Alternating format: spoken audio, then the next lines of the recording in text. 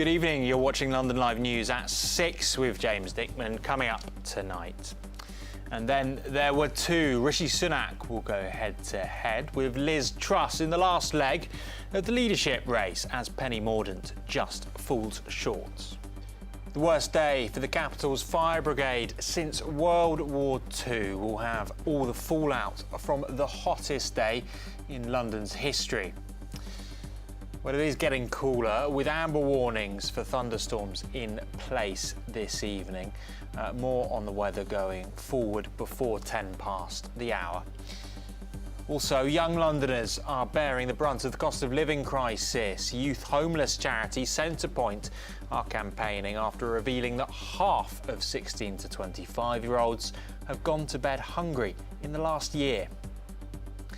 And comedian Jake Farrell chats to me about his new hour of stand-up, exploring the real-life ups and downs of returning home to his parents from London to Stevenage during the pandemic. It's all on the way, but first this evening, Liz Truss and Rishi Sunak have succeeded in becoming the final two in the leadership race for the next Tory leader and Prime Minister.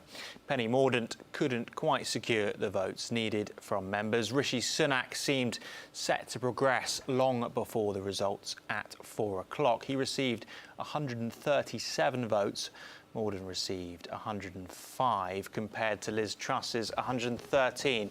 Well, the final two will face a ballot of 160,000 Tory party members, with the result due on September the 5th. Well, it's worth noting an inquiry into an alleged leak designed to undermine Mordaunt's bid for the premiership has been launched by Cabinet Secretary Simon Case after fellow Tory MP David Davis raised the issue. Mr Davis was backing Penny Mordaunt in the leadership race. The leak relates to government information given to the media relating to Ms Mordaunt's position on the issue of trans rights. Well, Davis said that the details were selective and misleading. Well, he also stated today he believes Mr Sunak's team have been using the dirtiest tactics he's ever seen, including lending their votes to other candidates they believe he can beat to gain an advantage. Claims his supporters, of course, Rishi's supporters, have dismissed. Well, in the House of Commons before all this, at midday, Boris Johnson faced his last ever Prime Minister's questions.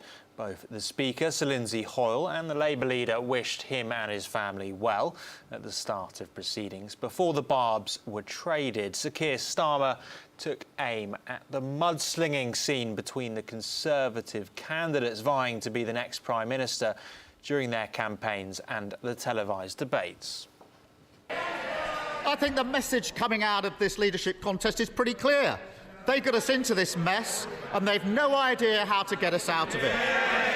The Foreign Secretary says we can't go on with our current economic policy. Yeah. The member for Portsmouth North bemoaned the fact that what we've been doing has not been good enough. Yeah. And the member for Saffron Walden probably puts it best when she simply asked, why should the public trust us? We haven't exactly covered ourselves in glory. Their words, their future leaders' words. They've trashed every part of their record in government, from dental care and ambulance response times to the highest taxes in 70 years. What message does it send when the candidates to be Prime Minister can't find a single decent thing to say about him, about each other, or their record in government? Well, before he went, Boris Johnson felt the need to give some advice to whoever takes charge in the coming days, whoever he or she may be. Number one, stay close to the Americans, stick up for the Ukrainians, stick up for freedom and democracy everywhere. Cut taxes and deregulate wherever you can to make this the greatest place to live and invest, which it is. I love the Treasury, but remember that if we'd always listened to the Treasury, we wouldn't have built the M25 or the Channel Tunnel. Focus on the road ahead. Focus on the road ahead, but always remember to check the rear-view mirror. And remember, above all, it's not Twitter that counts. It's the people that sent us here. And yes, the last few years have been the greatest privilege of my life. There you go. Well, he signed off saying a mission largely accomplished for now and left the chamber to a standing ovation with applause from his own MPs only. Well, let's move on to the main stories from the capital today, with the heat still causing major issues even today. The Mayor of London said that London's fire service had its busiest day since World War II, dealing with all the blazes in the record-breaking temperatures yesterday. The capital was one of 15 areas around the UK to declare a major incident as it reached 40.3 degrees. London's fire services were called out to around 1,150 incidents. Sadiq Khan said the London Fire Brigade received 2,600 calls. 40 properties were devastated and 16 firefighters were left injured on Tuesday. Well, on a normal day, the brigade expect around 360 calls. That's quite some comparison. Well, in Wennington, in the east of London, 100 firefighters tackled a blaze which destroyed several homes. That was one of just a number of apocalyptic scenes from across the capital that firefighters described as utter hell. The particular fire here, because of the ground, the woodland and the grassland and the fields that's here were tinderbox dry because of the conditions that we've experienced over the last week and the last 2 days, which means the fire spreads very, very quickly. But we have been able to bring that under control. We are investigating the cause of that and we're making sure the scene is as safe as it can be before we hand it back over to the residents of Wennington. To have 15 significant fires requiring multiple pumping appliances, sometimes over 100 firefighters needing to be deployed here and to the fire just down the road in Upminster, on top of all of the other incidents that we were dealing with, is something I've never seen in my 23-year career, and we've never asked firefighters to operate in 40-degree heat before, outside of dealing with a fire inside a building. So this is something we've never seen before, and is something we're obviously thinking about very carefully about how we can be even better prepared as we move forward, because what we do know is that climate change is going to continue to pose challenges for us. In London, it looked like the issue continued into today as well, as 15 fire engines and around 100 firefighters were called to a fire on Manwood Street in North Woolwich. A video posted on social media shows flames pouring out of a top floor balcony and window of Dunedin House. Well, with the trains as well, nationwide and in the capital, the trains will continue to get cancelled with rail services disrupted. Network Rail said no direct trains are running between London and Scotland today due to the heat wave damage. It urged passengers to check before they start their journeys and only to travel if absolutely necessary. More than 24 services leaving from London's King's Cross and Euston were cancelled or delayed this morning. And in response to the heat caused by the climate crisis, protesters from Just Stop Oil climbed motorway signs on the M25 and caused disruption in response to the extreme heat and what they describe as the government's inadequate preparations for climate change. 3 lanes were closed, causing a 9-mile tailback and 60-minute delays anti-clockwise on the M25 near Cobham today. The activists at Junction 10 filmed themselves from the gantry. Let's take a look. We are currently on a gantry above the M25. It's very loud up here, it's very windy. We've dropped a banner over the edge, securely tied, that says "Just Stop Oil," because that is what our government must do. It must stop new oil and gas licences in the North Sea. The government is licensing, it plans to 40 new oil fields. It plans to reduce its commitment to green energy. It is not meeting its own climate targets and making a complete mockery of any agreements made at COP. This is not good enough. The people of this country are not going to stand for this. There you go. Also today, the funeral of Deborah James took place in West London, with mourners including Lorraine Kelly in attendance. The podcast host and mother of 2, who became known as Bowel Babe, her social media handle, died last month, aged 40, after being diagnosed with bowel cancer in 2016. Close friends and family arrived at St Mary's Church in Barnes ahead of the service. Now, to the Women's Euros, it may be slightly cooler outside, to the delight of the Lionesses, but things are hotting up considerably ahead of England's first knockout game tonight against Spain at Brighton's Amex Stadium. England's players have been wearing ice jackets after training to cope with the extreme heat in London the last few days, a factor that could give the Spanish a slight edge in the quarter-final. England cruised through the group stages, winning all 3 of their games and scoring 14 goals, and they're now the favourites to win the tournament. Right, 8 o'clock kick-off for that this evening. Let's just take a look at the weather before we head into a quick break.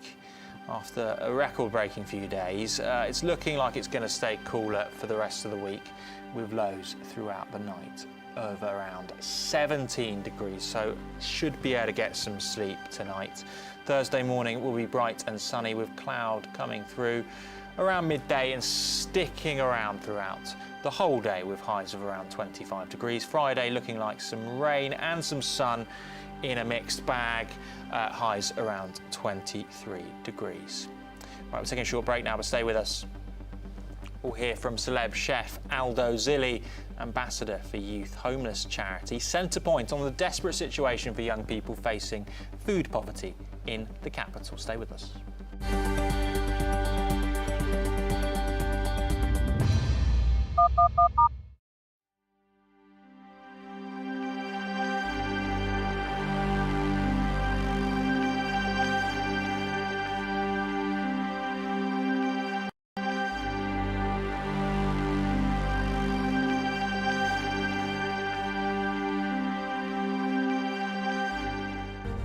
From breaking news to headline events, the latest trends and places to be. You can now keep up to date on daily life in London across London Live's social platforms. Start the day with an update on the travel and weather, and know what's on around the city and what's being seen by others. With stories from London Live's team of reporters and your videos of the news moments that matter. Minute by minute.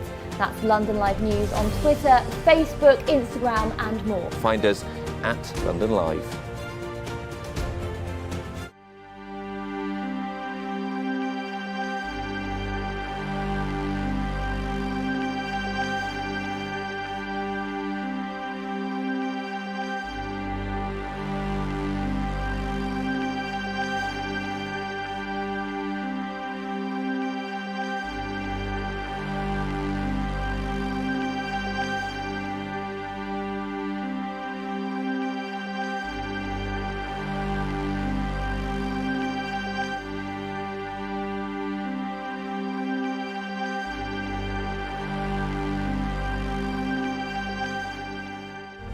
From breaking news to headline events, the latest trends and places to be. You can now keep up to date on daily life in London across London Live's social platforms. Start the day with an update on the travel and weather, and know what's on around the city and what's being seen by others.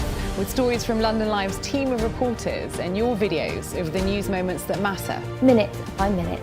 That's London Live News on Twitter, Facebook, Instagram and more. Find us at London Live.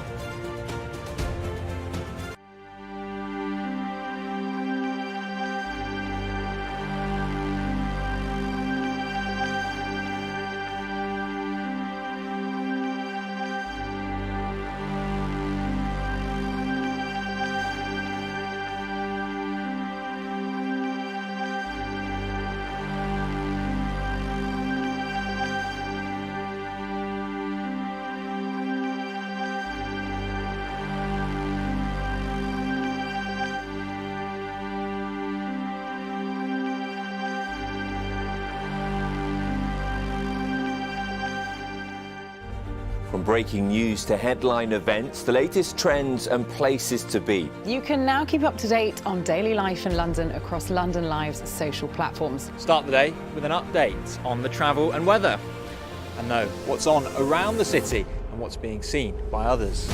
With stories from London Live's team of reporters and your videos of the news moments that matter. Minute by minute. That's London Live News on Twitter, Facebook, Instagram and more. Find us at London Live.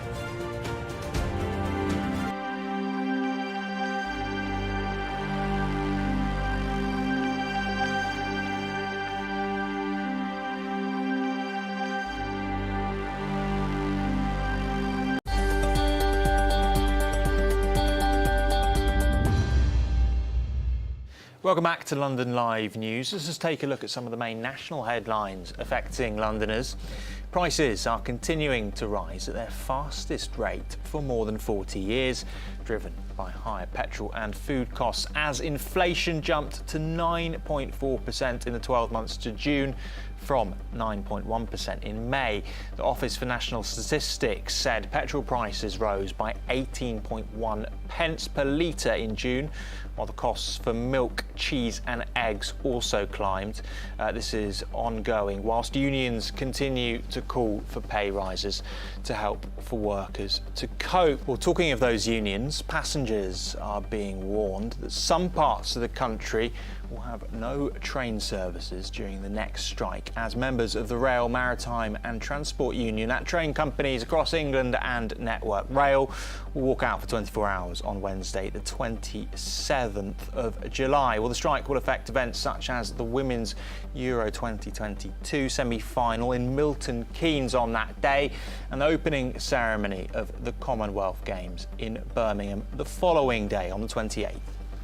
And let's just take a look at these pictures. A medieval shipwreck lying off the coast of Dorset has been granted the highest level of legal protection to preserve it for future generations. Known as the Mortar Wreck, the 13th century vessel was discovered in the waters of Poole Bay in 2020 and is the oldest known wreck where the remains of the hull are still visible.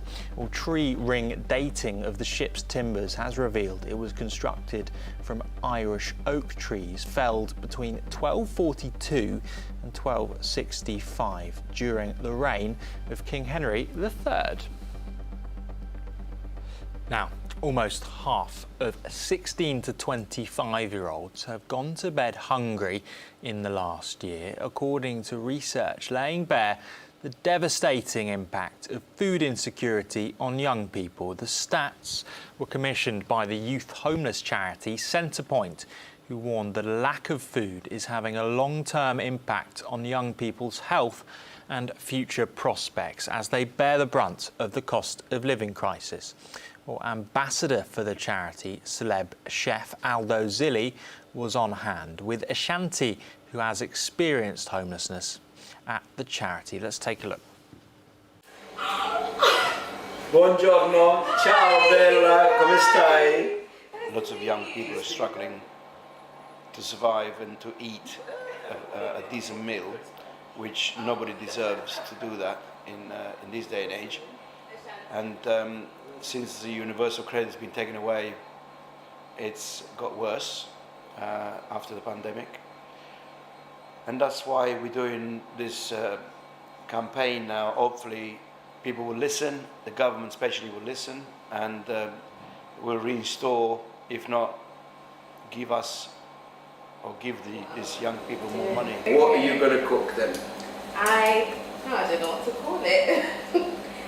Ashanti's pasta. Ashanti's pasta? Yeah, Ashanti spaghetti. Which consists of? Tuna, sauce, spaghetti. So not being able to buy enough food can lead to malnutrition. The onward effect of that is that if you're malnourished, you're generally low in nutrients. That can have an impact on your immune system, which then can lead to more susceptibility to infections. There can also be impacts with a person's levels of energy. If they're not getting enough energy from food, then they're tired, they can't focus on the activities they need to do day to day. So I found myself homeless, originally for being estranged from my parents. I do have a mum that suffers with mental health. She has schizophrenia, and it definitely played a big part in my journey to being homeless. And it was really hard. So on a daily basis, you know, if you eat this on a daily basis, like 3 or 4 days a week. Yeah. But there's not enough nutrients in it, is there?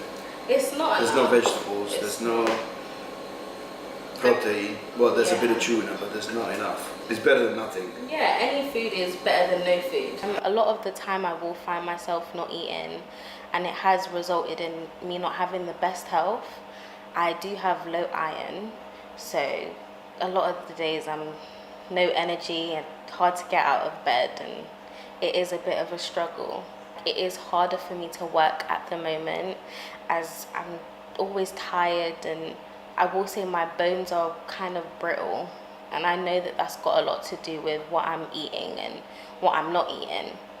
We can't expect these kids now to have a little bit of money and pretend that they're all right. They're not. So I know our cost of living's gone up, but we're still not homeless. We're still not struggling with eating 1 meal a day. So we needed to go back to that and look at who's a lot worse than we are. You can head to CENTREPOINT's website at centrepoint.org.uk if you've been affected by anything there, or you have any concerns for yourself or a loved one. Plenty of other homeless websites and initiatives and charities on hand at a quick search. Right, more than half of women feel they have been medically misdiagnosed, according to new research. Well, this is according to Livy, the digital healthcare specialists, who say nearly a third still don't believe they've received the correct diagnosis. Henry has been speaking to Rebecca from Bromley, who waited nearly 5 years to get a correct diagnosis, to find out how she's been affected, as well as a lead GP at Livy. I actually thought originally I was having a heart attack. This was off the back of, you asked about my story. I'm a carer for my dad. He had a stroke a few years back, and I found myself in a position as a carer for him, and didn't recognise myself as a carer to start with. And essentially what happened was, as sort of the burden of care got greater, I started having physical symptoms. I actually thought I was having a heart attack, as I said, and took myself off to the doctor, first of all, the hospital, and then was referred to my GP, who actually diagnosed it as anxiety related to my caring. It wasn't until quite a few years later that it transpires that that wasn't all it was. It wasn't just anxiety and panic attacks, essentially perimenopause, and it's taken a long time to get to this stage. Let's bring in Dr. Bryony now. Let's talk about the research. What does it show, and why are we seeing these levels where women are being misdiagnosed in the first place? Our research showed that 57% of women feel that they've been diagnosed at some point, and 22% felt that that was due to them being female. So Rebecca has given us a very good example of what is going on. And sadly, in my experience, it's not a unique story. So there is a lot of disparity that women face when it comes to healthcare, and there is a wide gap in the treatment of women versus men. And we want to drive change through education. And that's from a patient perspective, but also critically from a doctor's perspective. So you mentioned the research and some of the stats there, but why do you think you're seeing such a lack of research into women's health? So for a long time, clinical trials tended to focus on men, and that's perpetuated a little bit into modern times now. When we look at heart attacks, Rebecca brought up the fact that she thought she was having a heart attack. Women are 50% more likely to get an incorrect initial diagnosis than their male counterparts. And there are lots and lots of examples of these, all contained within that our ebook. And it's not an uncommon story. So Rebecca, you mentioned the fact that you started caring for your father, I think it was 5 years ago. So how much pain, but also time, do you think you could have saved and forgone if you were correctly diagnosed, even if it was shortly after you were misdiagnosed? For me, it's not necessarily the time that could have been saved. I think it's the reassurance and not feeling like you're being a nuisance and going to the doctor about all these symptoms you're having. And also, I was prescribed medication, so antidepressants, and given talking therapy to help me. So it's not just necessarily my time, but it's all the resources the National Health have put into sort of helping me get over something that actually was something else, it turns out. My experience, I think, has been relatively positive eventually, because I had lots of tests for other things. So I think Dr. Bryony can probably talk about sort of all the different small symptoms that you can have that can be all sorts of different health conditions. But I think us as women, we're quite we're not really that forward in coming to a doctor and saying, I've got this health condition. You just don't want to be a nuisance to the doctor, and it puts you off. It's extremely serious, this, isn't it? You know, to be put on another medication for something else when you don't need that. What can we do moving forward to try and improve these situations? Absolutely. And just to expand on that a little bit, is that our research at Livy showed that actually just more than 40% felt that their mental health was impacted by misdiagnosis. So you're absolutely right. It's so important to get right. So in order to address that, we've got this free ebook from our website, which really gives advice to patients on common health conditions, how symptoms might differ between men and women, and also advice on how to speak to your doctor, whether it's a primary care doctor, a GP, or a specialist. But also the training for doctors, which is very important to get right. We need doctors not only for women to be heard, but also to be listened to and get those diagnoses correct and the treatment correct. There you go. Do make sure you contact your local GP if you are unsure about anything you may be affected by. Right, you're watching London Live News with James Dickman. A reminder of our top stories coming up after the break. Plus, the new exhibition exploring toxic masculinity, power and violence. It comes to the capital and it features works by 10 artists. More on that next.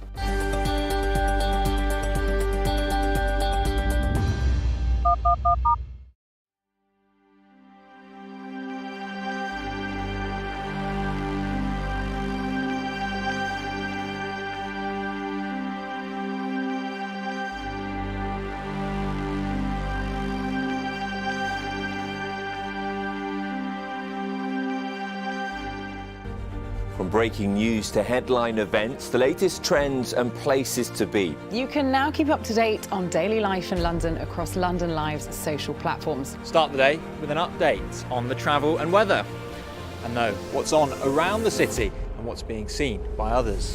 With stories from London Live's team of reporters and your videos of the news moments that matter. Minute by minute.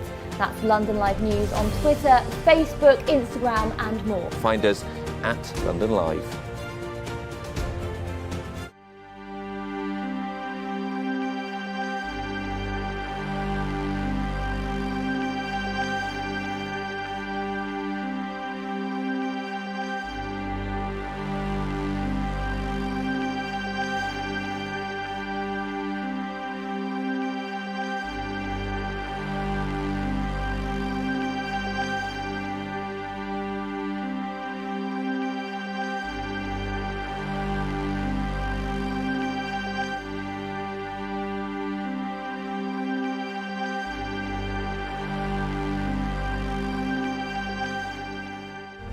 From breaking news to headline events, the latest trends and places to be. You can now keep up to date on daily life in London across London Live's social platforms. Start the day with an update on the travel and weather, and know what's on around the city and what's being seen by others. With stories from London Live's team of reporters and your videos of the news moments that matter. Minute by minute.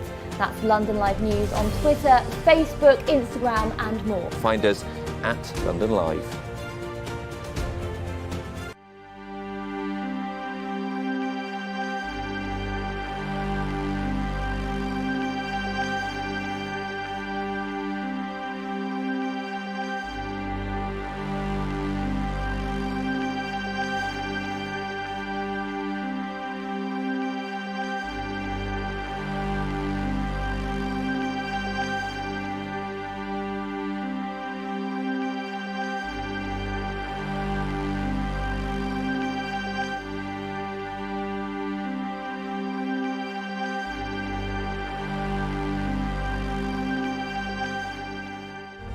From breaking news to headline events, the latest trends and places to be. You can now keep up to date on daily life in London across London Live's social platforms. Start the day with an update on the travel and weather, and know what's on around the city and what's being seen by others. With stories from London Live's team of reporters and your videos of the news moments that matter. Minute by minute. That's London Live News on Twitter, Facebook, Instagram and more. Find us at London Live.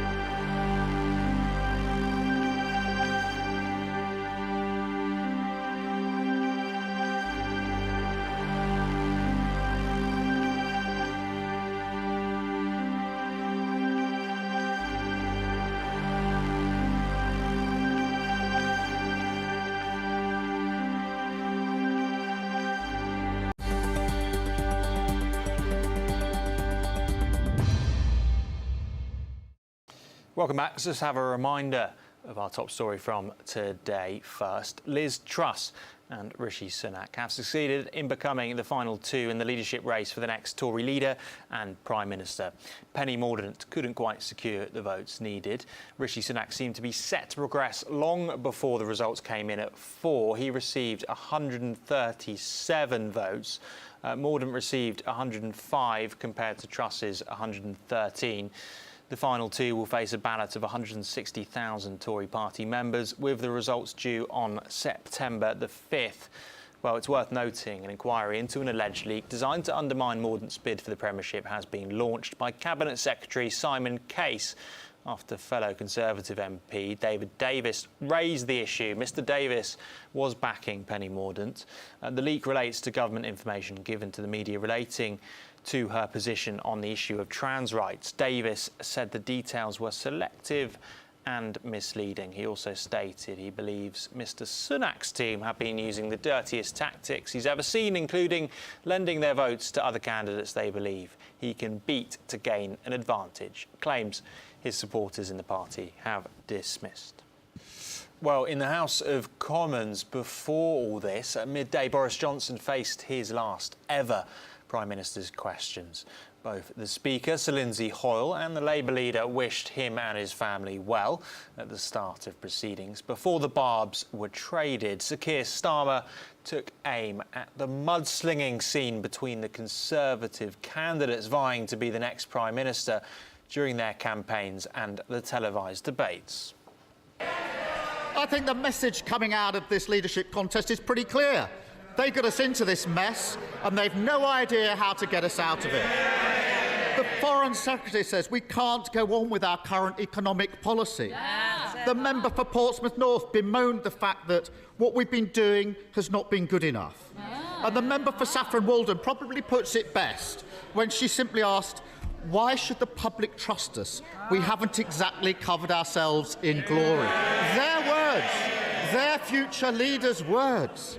They've trashed every part of their record in government, from dental care and ambulance response times to the highest taxes in 70 years.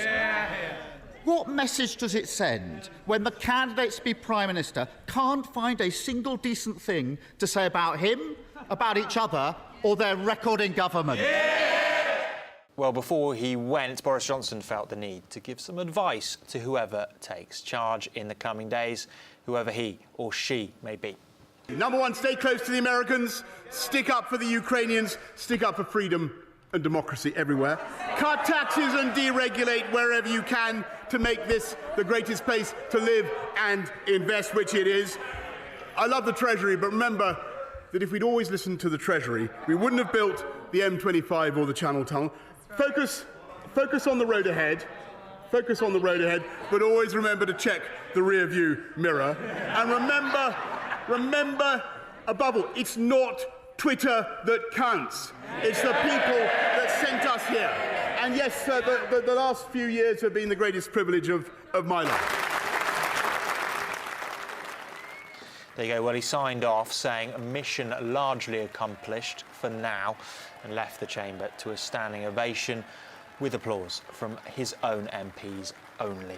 Well, let's move on to the main stories from the capital today, with the heat still causing major issues even today. The Mayor of London said that London's fire service had its busiest day since World War II, dealing with all the blazes in the record-breaking temperatures yesterday. The capital was one of 15 areas around the UK to declare a major incident as it reached 40.3 degrees. London's fire services were called out to around 1,150 incidents. Sadiq Khan said the London Fire Brigade received 2,600 calls. 40 properties were devastated and 16 firefighters were left injured on Tuesday. Well, on a normal day, the brigade expect around 360 calls. That's quite some comparison. Well, in Wennington, in the east of London, 100 firefighters tackled a blaze which destroyed several homes. That was one of just a number of apocalyptic scenes from across the capital that firefighters described as utter hell.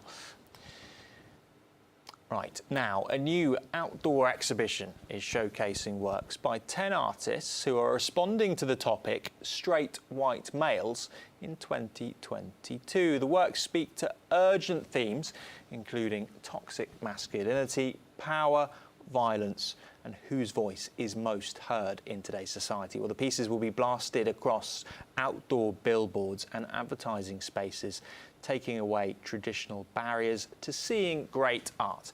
Let's see more. The gallery is like a new cultural institution that doesn't have any walls. It just shows on billboards up and down the country, serving the 4 nations of the UK.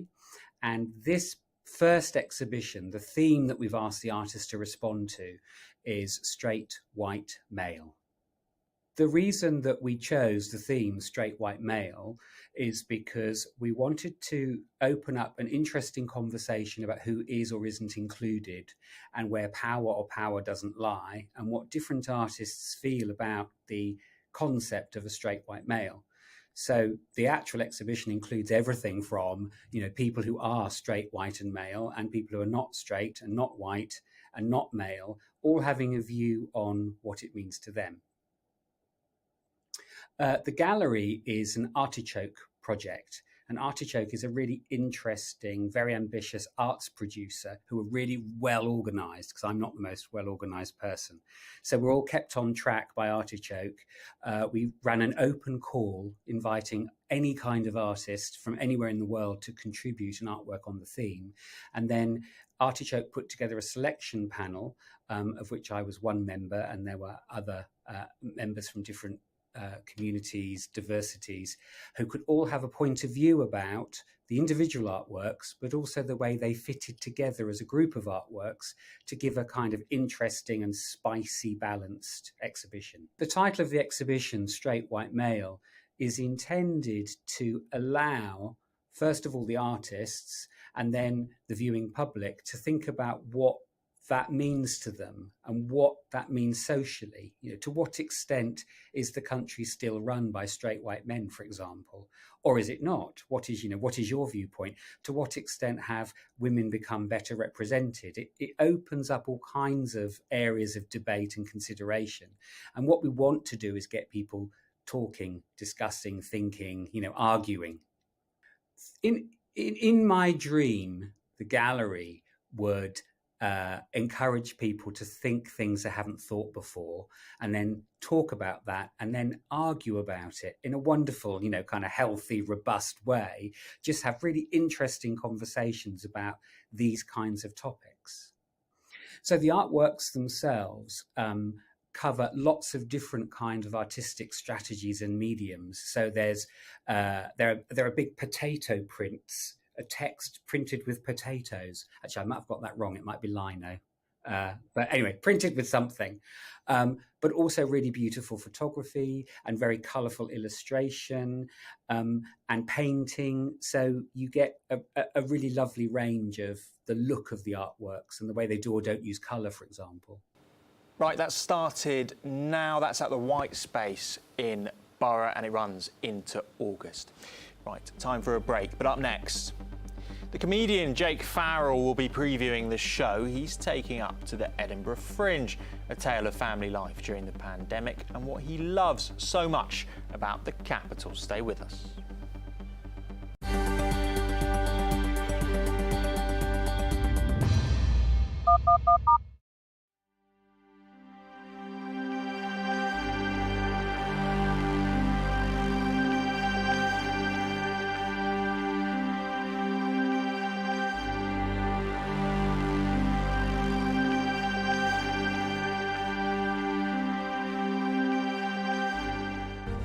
From breaking news to headline events, the latest trends and places to be. You can now keep up to date on daily life in London across London Live's social platforms. Start the day with an update on the travel and weather, and know what's on around the city and what's being seen by others. With stories from London Live's team of reporters and your videos of the news moments that matter. Minute by minute. That's London Live News on Twitter, Facebook, Instagram and more. Find us at London Live.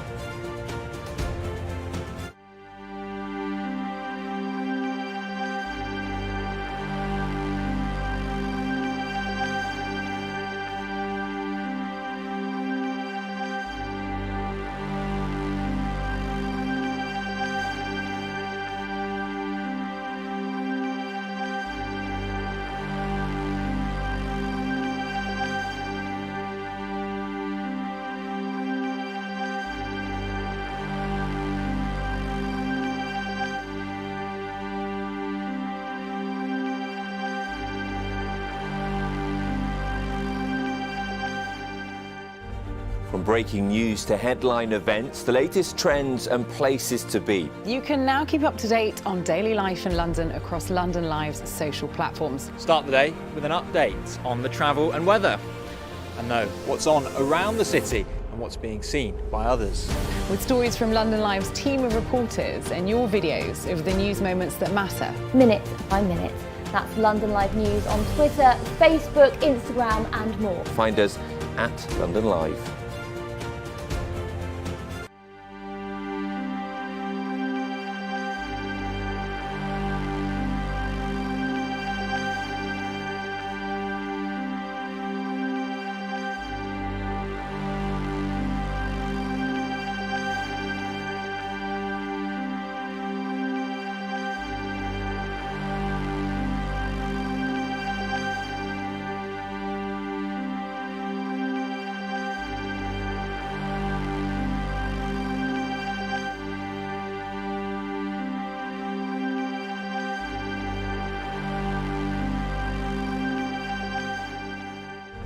From breaking news to headline events, the latest trends and places to be. You can now keep up to date on daily life in London across London Live's social platforms. Start the day with an update on the travel and weather, and know what's on around the city and what's being seen by others.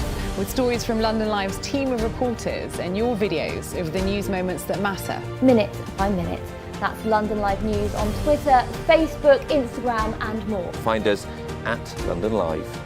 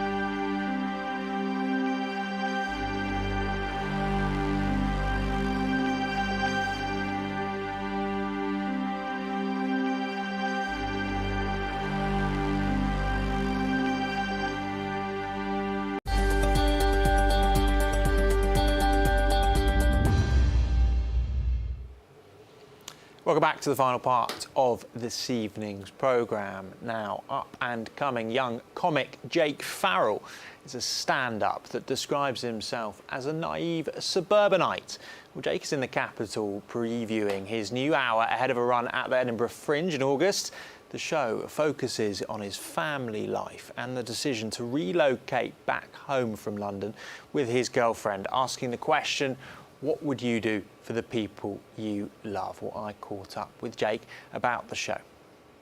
It explores kind of what everyone went through during the pandemic and about like the changes in people's lives that occurred because of it. I was living in London, had been for like 10 years at that point in South London in Camberwell, and everything we kind of knew about life just got ripped up and started again. And it's kind of about like the interaction between London and my home, which is Stevenage, which is just outside of London and basically only exists in order for people to get on the train to go to London. Sometimes it feels like that. So, yeah, that's kind of what it explores. And yeah.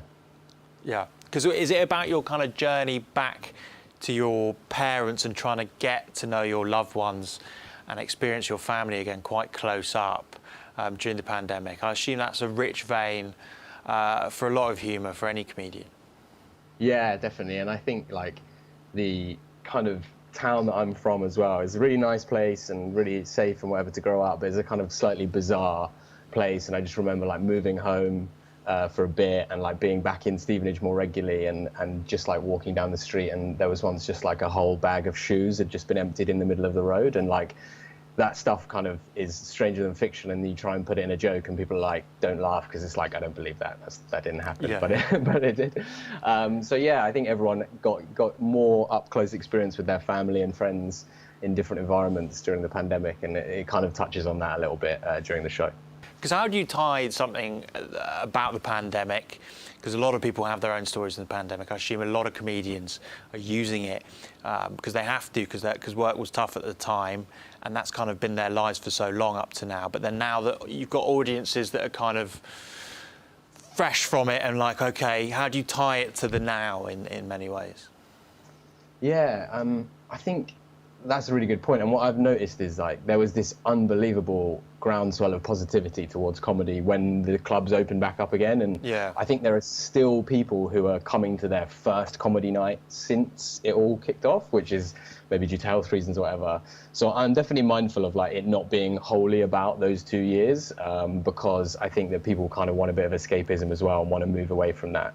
And so I guess like the way of tying it, or the way I've found of tying it to what people are going through now is thinking about the ways in which our lives have changed. And there are some kind of absurd things, I suppose, that we would have never imagined that we would have done kind of 2 or 3 years ago that are kind of commonplace and normal now. And so I think there's a lot of kind of humour to be found in that, in a way that doesn't like belabour what was quite a traumatic experience, I suppose, for everyone. Yeah. Do you feel then, you touched on it there, that the comedy scene, particularly in London after the pandemic, has ripened somewhat in terms of the audiences that are coming in and the amount of gigs going on now? Has it increased, and are you feeling that it's even more kind of, louder than it was pre-pandemic? Yeah, I mean, I think there is, and like I've already seen comedians who started during the pandemic who were already really good, which is like terrifying. It took me like 6 years to be anywhere half decent, and I've already seen people at gigs, and I've been like, "Oh, you're great," and they were like, "Yeah, I did my first open mic night when people were social distancing in a club or whatever." So like, I think that the scene is incredibly kind of, like you say, vibrant at the moment, and there are so many good people doing good things and incredible clubs, whether that's Angel Comedy at the Camden Head and the Bill Murray in Angel, or everyone loves Top Secret. I don't gig there myself, but I've been to see comedy there and it's incredible. So like there are so many great places now, and London has always had the reputation as like probably the best comedy scene in the world, maybe apart from New York, maybe apart from Melbourne. And I definitely think that kind of audience feeling of absence makes the heart grow fonder has definitely kind of played into that, and people are really valuing it. People are like coming to see comedy off the back of TikToks. Like there's a kind of debate about whether TikTok or Instagram or whatever is ruining or changing comedy or just making it different. But like, I think there's a real example of like young people of watching stuff online and then actually going and buying a ticket and going to watch stuff. And that's just kind of like really cool to see, I think, and it's obviously been hard for people over the last 2 or 3 years, but there's definitely a positivity around it now, and I think everyone's looking forward to Edinburgh in that respect as well.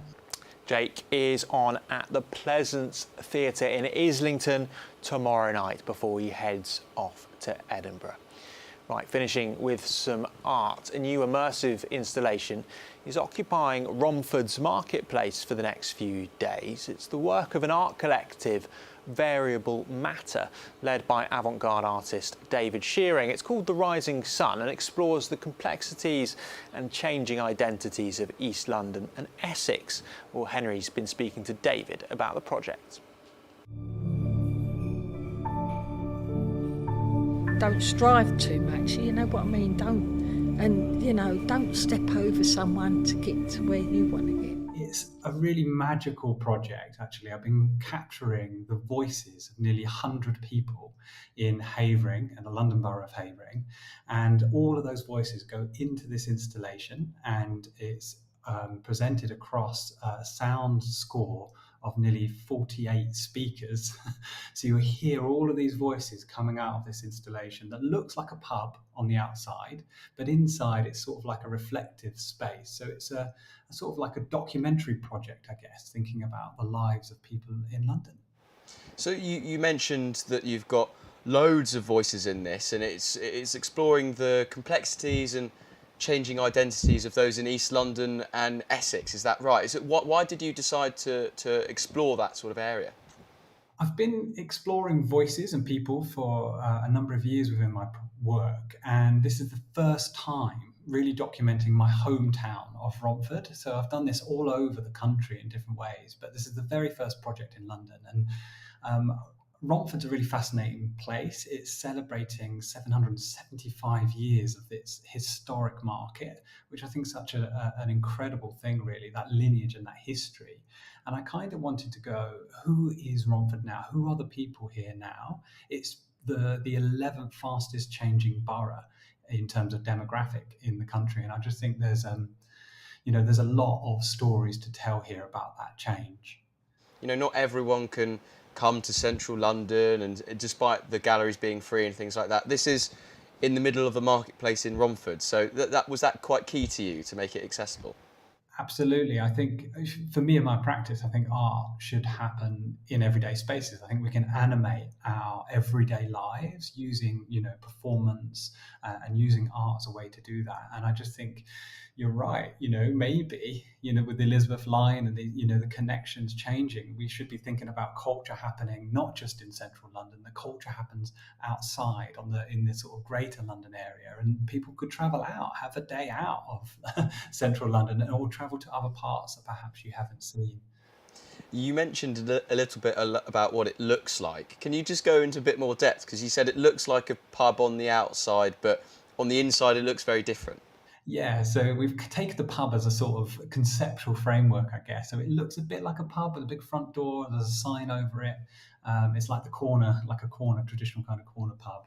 And there's 24 windows that surround it, all kind of stained glass windows. And as the sun moves around, it captures the light throughout the day. So whatever time of day you come, you'll get a slightly different experience. And it's sort of like a prism inside, and the way that sort of light mingles with the sound of the voices, with haze. And so it's meant to be an inviting space, which is why we picked the sort of pub as a frame. It's a conceptual way of thinking, like, you have conversations in a pub that I think you don't have anywhere else. And I think they're really important institutions, or kind of not institutions, but like cultural kind of architectures and spaces that I think we should be celebrating. When you look at the fact that you're exploring the voices of where you're from, does that make you quite proud that you can show it off in the place that you're from, in Romford as well? Yeah, and beyond. So, I mean, Essex is a really interesting position, actually. It's outer East London, but it's got an Essex identity, Romford, and I think there's something really special about that hybridity. It's part London. Some people really say they're from East London, particularly an older generation that moved out post-war, and then you've got a newer generation of people on the fringes that might have moved closer to London, and they might consider themselves as Essex, and you do get this really interesting dynamic. And I kind of want to tell other stories about what Essex identities are, and I think that's really important, to story ourselves, to allow people to story themselves.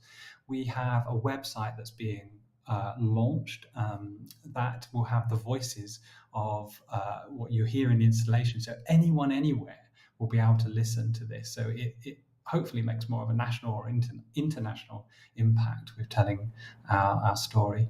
I think friendship and kindness goes a long, long way. I do. You can check that out. It's in Romford until the 30th of this month. Right, one final check on the weather for you now. It's mad to think that 28 degrees today feels like a refreshing respite from what we've experienced the last couple of days. It's looking like it's going to stay cooler for the next few, with lows throughout the night tonight of around 17 degrees. There is a yellow warning in place for thunderstorms until 10 o'clock tonight. Thursday morning, though, will be a bright and sunny occasion, with cloud coming through and around midday, sticking around throughout the whole day, with highs of around 25 degrees. Friday, rainy and sunny spells will be coming and going, with highs of around 23 degrees. Right, that's all from us this evening. We'll be back tomorrow at 6, and between now and then you can catch up on the latest from our social media channels. Follow us at London Live. But for now, have a good evening.